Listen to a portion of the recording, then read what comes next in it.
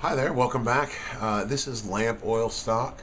We're starting a new little group of videos that we're doing um, where we wanted to take a look at the Ten Commandments and kind of break down the beginning of how we follow the law and what the law is all about. It is so important to us Hebrew Israelites that it becomes one of the very first things that you start to look at when you become a Hebrew Israelite, and as you start this walk with the Most High. It's also one of the things that everybody feels like they know and they understand, because everybody says the Ten Commandments, you find them everywhere, but nobody really, I think, breaks down and explains them so that I can use it to live my everyday life. So we just kind of want to look at each one of them and break them down a little bit. Yeah, that's really the goal, because part of the purpose of the channel is to help you as a Hebrew Israelite and help ourselves, so, all get a little bit better on this walk. So when we go to the Ten Commandments, you go to Exodus 20. So Exodus 20, I'm going to read verse 1 through verse 3. It says, "And God spake all these words, saying, I am the Lord thy God, which have brought thee out of the land of Egypt, out of the house of bondage. Thou shalt have no other gods before me." Well, that seems simple enough, but I know that growing up as a Christian, I was in Sunday school when I was a kid, and I was like, well, what are the other gods? And I was told that there are no other gods, that there are people who worship other gods, but they're all fake. And so to me, growing up, I just thought that, there weren't any other powers out there, and these people were just crazy. Yeah, and also, a lot of people just think of like God's little g, like Thor or Zeus or whatever the hell their names are, ancient figures from back in the day that people were worshiping then. That didn't really exist and whatever. But the Bible says that thou shalt have no other gods before me for a reason. It's not saying that there aren't any other, what I would say, little g gods, because there are a lot of those. But it depends on what your definition of a god is. So the definition I'm using is something that has more power than I do. Or something, I like that definition, but I would almost say something that has a lot of influence over you. Okay, we can go with both of those. Because some of the things that we're gonna, let's talk about some of the things that can be gods to people. Okay. Well, first let's talk about the fact that these other nations had gods that they worshipped, and that these gods were doing things for them. Because when we look at the story of Moses bringing the people out of Egypt, one of the reasons for the 10 plagues were to destroy the gods that were ruling over Egypt or in Egypt at that time, to get the people that he was trying to take out of that captivity to quit worshiping and believing in them. Absolutely. So those here's a misconception I think we need to also cover. There's a lot going on in this video, so just stick with us. We'll try to answer everything. If you feel like we missed something, please hit us up in the comments. Be happy to talk some more about this. But something else we need to talk about before we go on is people before us, before this generation, were not stupid. Okay, that's something that needs to be said. So the ancient Hebrew Israelites wandering around, the ancient people wandering around worshiping whoever, were not stupid, meaning they weren't worshiping rocks and not getting anything from it. Okay, this is what I'm saying. What I mean by that is whatever they were worshiping, whatever power it was, they got something from it, or they would never have done it. I mean, they were doing it to get something. And that's also a misconception that a lot of people have today. They'll say, well, I prayed and God was blessing me. Well, there are more than one power that is working on the earth. So my question to them has always been, okay, so someone blessed you. Who was it? Was it the creator, the Alpha and Omega, the beginning and the end? Or was it something else? Because we know that Satan is a power and that he has the ability to do stuff. And if you're worshiping him, you would have to assume that he is going to bless those who do that, or what they would think would be a blessing. Absolutely. Also, we also know from the book of Genesis that there were fallen angels that mated with the daughters of men. Now, these angels, fallen angels, had some sort of powers, and they created Nephilim, which were different than people. And they would have been worshipped as gods. They would have been way more powerful. I mean, it says there were giants, and refers to them as giants, and refers to them as Nephilim, mighty men. These would have been things that people may have worshipped or done stuff for, because that stuff could have killed them right off the bat. It did say that they ate people. All kinds of things here are going on. So also in Daniel, it talks about I'm trying to remember how the story goes. In Daniel, Daniel is praying and is asking an angel to come to him, or an angel is trying to get to him. And in the story, the angel says, I had to deal with the angel of Persia or something like that. Yeah, and Michael had to show up to help me out before I could come. And I'm sorry, I don't have that verse right in front of me. I wasn't really thinking about going on this particular track at that moment. But this means that there were fallen angels or things that had influence in the world, in and around the world. And people were worshiping that. So if a demon has power and you are praying and this demon is talking to you and it's showing you things and you call it a god, well, okay, that's a definition issue. But so if you call it a demon, if you call it or a god, or if you call it whatever you want to call it, it's something that has more powers or strength than regular people do. Absolutely. Also, now that's one tract. That's one tract. But there are more. There are material things. There are people out there today that worship money, that worship vehicles, worship all types of job positions. Yes, and those fall into a material type of category, a thing that you could put your hand on that people are physically worshiping. Now, they're not going to call it worship. In no way is someone, no, I can't say in no way, but in a lot of ways, people are not going to say, person A worships money.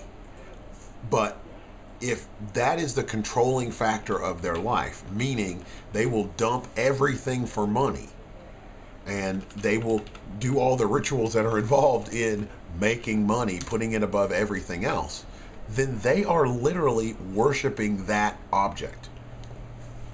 Now, the definition for worship is the feeling or expression of reverence and adoration. And it says for a deity, but I don't know if it necessarily has to be a deity, because if you are worshiping it, then you have made it a deity or a god. The other definition is show reverence and adoration for, it has a deity in parentheses, and then it says honor with religious rites. So, and I just looked that up on Google, define worship.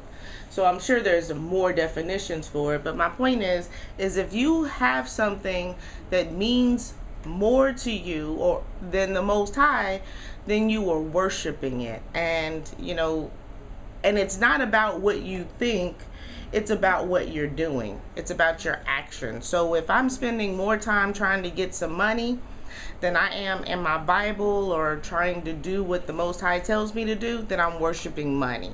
And it doesn't matter how I'm trying to look at it, it's my actions that prove it. Absolutely. So if you have somebody who, it's not only money, it's also the act of getting it. A lot of people, I don't know if you remember this movie. There was a movie back in the day where the guy comes out and he's like, greed is good. That was all he would say. Greed is good. And he was really worshiping money through greed. He was willing to steal, kill, whatever it took to get it. And those simple actions of putting money above all else is devotion or worship to it. Now, there's also the non-material that people do as well, like the worship of education. That's a big thing right now, where educators are literally, that's the only way I can describe it, worshiping the act of getting an education. I can only do well in life if I'm smart, and I go to school all the time. And you mean knowledge? Yes. Yes. But, you know, and the Bible does say, correct me if I'm wrong, I'm pretty sure it says there is a difference between knowledge and wisdom. There's a difference between the two, and the garnering of knowledge and putting that above all things else is not wise. And plus, I mean, in today's world, most of the knowledge that you're getting out of these school systems is the knowledge of evil and not the knowledge of good. So, you know, it's knowledge, but it's not knowledge that you should be listening to and taking in. That's absolutely correct. Also, most emotions can be worshipped as well. I don't know if you've noticed this or not, but love, people putting the love of country above everything else, the love of another above everything else. I mean, even above God. They're not following the Most High. They are just following what they feel. Especially when, if you look at the definition of love, according to the Bible, it's leading someone to the Most High. So if you're saying that you love something and you're not leading it to the Most High, then you don't know what love is. The Most High is the wellspring of emotions. I mean, He created us, and that's where we get our love from to share with others. And if you're not bringing someone to the Most High, can you really say that you love them? I mean, I don't know that you're really saying that. You know, you might say that you lust, or you greed, or that you're infatuated with. Yeah, but you're not loving them. And so we are trying to love you all by bringing the Most High to you. So as we go back and we look at this, the first part of this commandment, as I look at it, the Most High starts off, when we start in the second verse, he starts off with, I am the Lord thy God, and I have brought thee out of the land of Egypt and out of the house of bondage. I know I threw an extra and in there, but instead of an and, instead of a comma, there's an and, whatever. This is establishing who the Most High is, which God he is, and our relationship to him. So following the laws takes you out of bondage, whereas not following the laws keep you in bondage. And it keeps you in bondage in a couple of ways. Sin, according to the Bible, and that's in Romans, I had it just a moment ago. Romans 1, somewhere. It's in Romans somewhere. I have to look for it. Is when I feel like we need Eber history. She is so wonderful. She seems to have all of those Bible verses that I'm thinking of. She writes them in the comment section of our videos, but the ones I'm thinking of but can never find when I'm trying to do a video. That's absolutely correct. Hey Eber, if you're out there, thank you so very much, and hopefully you'll hear this video and fill in all the gaps that we're missing down in the comments. She provides some great insight and things that we may have left out or something to that effect. But anyway, to get back to this one, By the way, if you get a moment, please remember her in your prayers. She's got a lot of issues with her and her mother. We got to reach out and support each other. So, in any event, I wanted to get that out. Shameless plug. Yeah, check out Eber. Eber history on Black Junction. Well worth checking out. Anyway. There are some verses where it refers to sin as bondage. And if you think about sin itself, once committed, it tends to lead to more and more breaking of the law.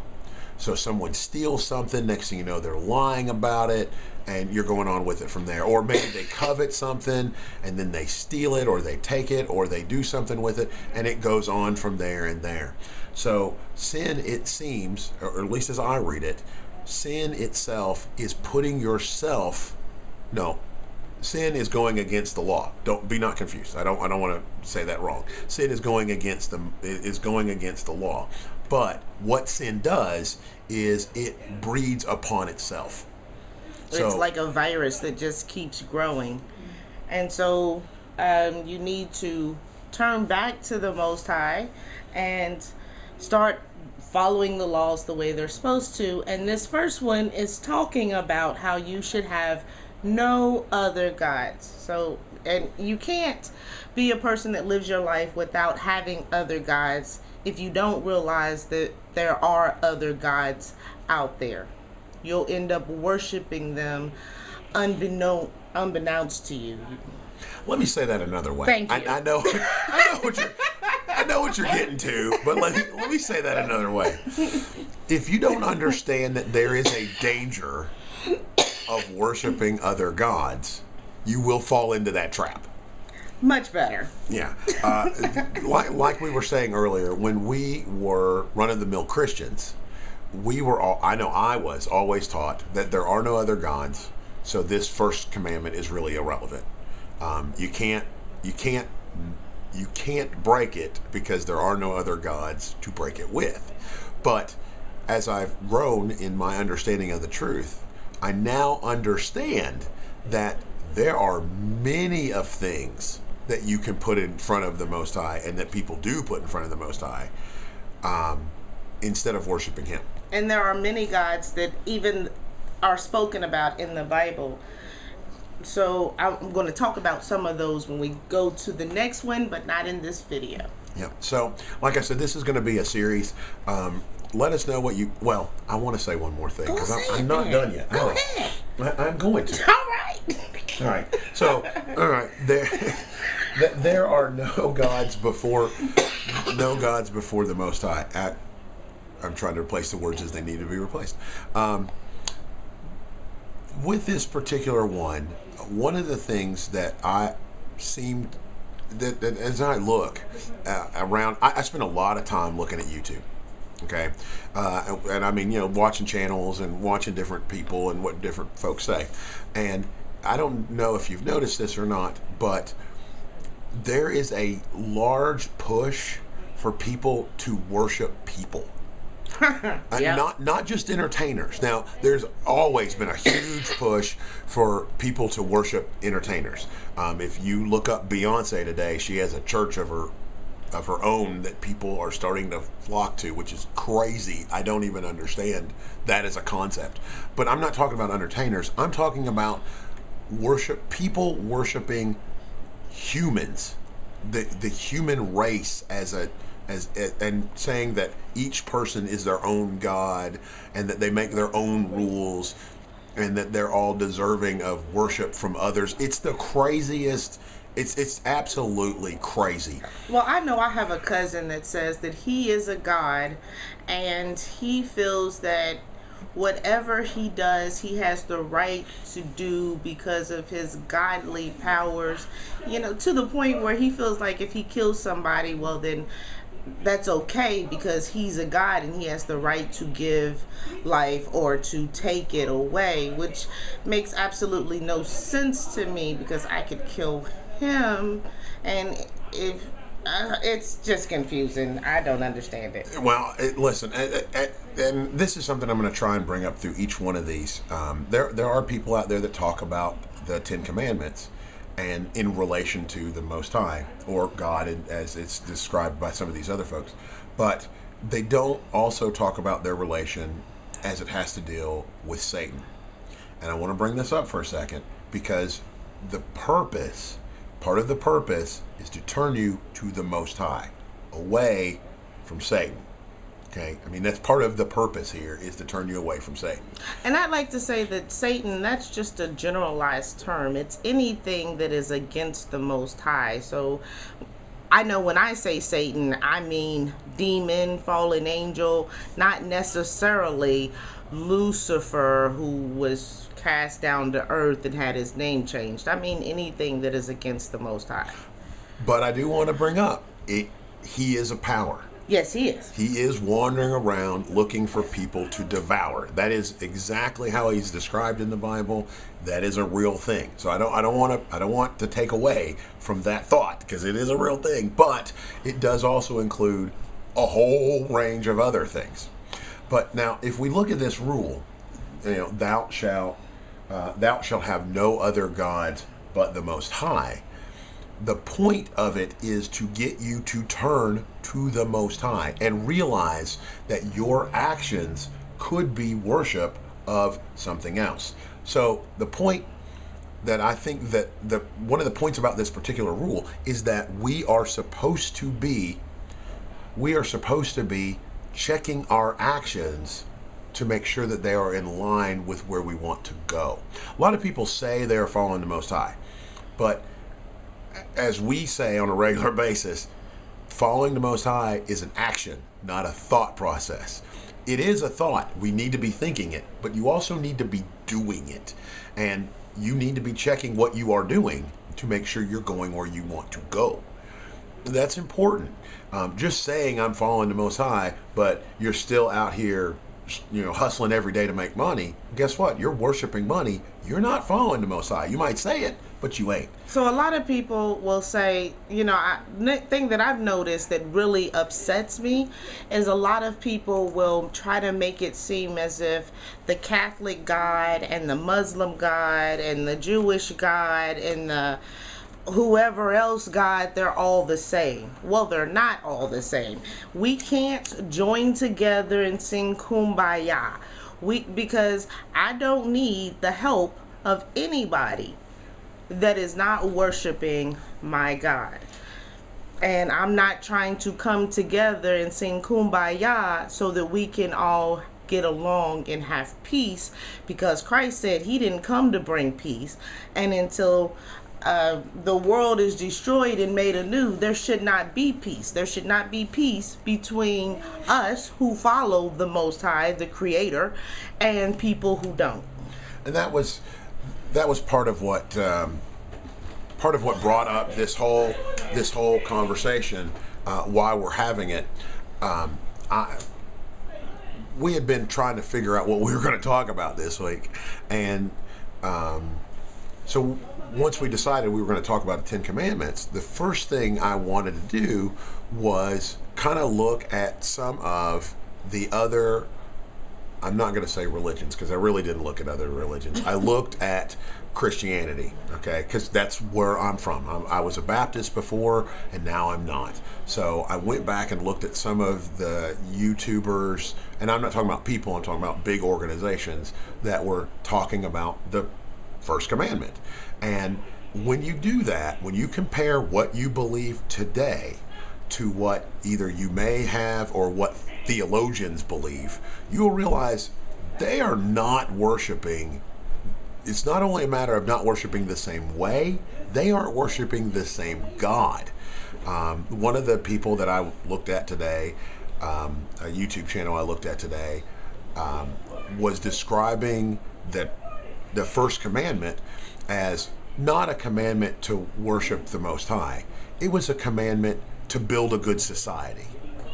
And I was like, what are you talking about here? No. We're missing the point. Anybody who doesn't pay attention to the Old Testament can't even understand who God is. Well, okay, so a video I had to show my wife, and if you notice, I'm not trying to explain who these people were. I'm not telling you to go out there and just find these folks. But another video that we watched, or that I watched, my wife did not watch this one, was, since this was from a New Testament church, so his version of the first commandment was love everyone. That was it. That was it. And if you do it too well, then that is sin. Yeah, no. He said that you cannot love, trust. No, you cannot.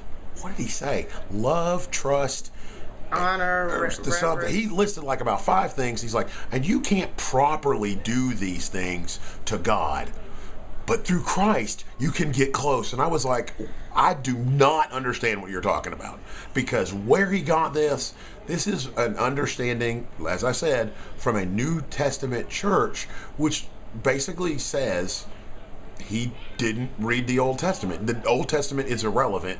Only the new one counts. And man, that threw me in left field. So what I'm saying to you is, from the average person's point of view, they may think that who Hebrew Israelites are worshiping and who Baptists are worshiping or Catholics or somebody else are worshiping, when we all say we worship, we say we worship the Most High and there's one God, they will assume that it's all the same. That it's all, it's just they just worship them differently. No, we may all have the same book, but we all are clearly worshiping very different people. Very different. Sorry, when I say people, I said that wrong. We are all worshiping.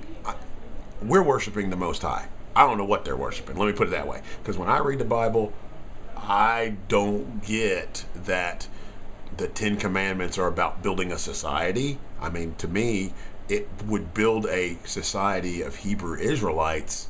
And yes, that might be a great society. Or it's a good idea. Yeah. I don't get that it's just a good idea. I don't get that it's just a guideline to make laws, or, it was I heard somebody else who was like, hey, listen, the 10 Commandments are, Christ washed them away. So, now all we have to do is love each other. What? No, that's not what happened. So it's clearly not the same God that we are worshiping. Whatever it is that they're doing is what they're doing, but it's not what we're doing. And if you say that you are a Hebrew Israelite, then you really need to look at what you're doing and make sure that it's lining up. Yeah, now that's the last thing. We're trying to give you our point of view, all right, or at least spark a discussion in when you're doing the Sabbath at your house with your family. Take this. Maybe it's something you need to talk about. Who are you worshiping? Have you thought about what it means? Have you thought about how it impacts your life? For us, putting the Most High first has changed a lot of things. And as we go through these 10 Commandments, you're going to see, or at least we're going to try to explain some of those things, how they affected and changed us. And for me, one of the biggest things was coming to an understanding that as a Baptist, I was not worshiping the same God I am as a Hebrew Israelite. Well, more so, not that I wasn't worshiping him, but I didn't even know who he was. Right. And so, by default, I wasn't worshiping him. And lastly, once again, this is Lamp Oil Stock. No, I never can get this thing right. This is Lamp Oil Stock. Thank you so very much for hanging out with us. We make these videos to share kind of what we think, and also try to get your views and comments. If you don't mind, write to us. Tell us what you think. Do you think that we pointed out things about the first commandment that you had or had not thought about? Do you think we're wrong? Do you think I'm just totally off base and it means something completely different? Let me know, or let us know. Sorry, I wasn't trying to make it sound like it's all me. Let us know. No, it's all you. Yeah, we would like to talk to you about it. Leave us a comment, shoot us a message, make a response video, something to that effect. Let us know what you think. we are trying to get a good, clear understanding and our way to follow the Most High, and we're trying to get there with you. So if you have a comment or a concern or anything, let us know. Like I said, this is going to be a series, so hopefully you'll stick with us as we go through the 10 Commandments and look at each one of them. Thank you.